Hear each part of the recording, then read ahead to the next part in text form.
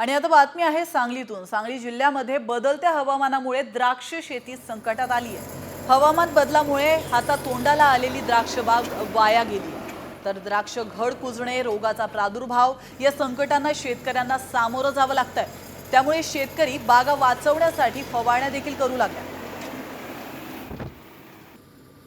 गेल्या काही दिवसापासून बदलत्या वातावरणामुळे या ठिकाणी सांगली जिल्ह्यातल्या द्राक्ष बागावर रोगाचा प्रादुर्भाव दिसून येत आहे। त्यामुळे शेतकरी हतबल झालेले आहेत। आपण पाहू शकता की शेतकरी हे आपल्या द्राक्ष पिकावर अशा प्रकारे फवारणी करत आहेत। गेल्या काही दिवसापासून या ठिकाणी द्राक्ष पिकावर या रोगाचा प्रादुर्भाव होत आहे।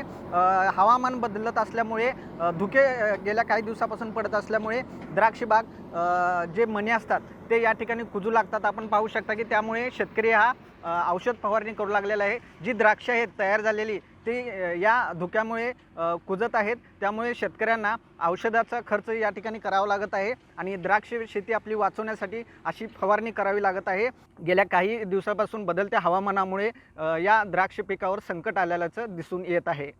कॅमेरामन सुजितसह विजय पाटील, साम टीव्ही न्यूज, सांगली।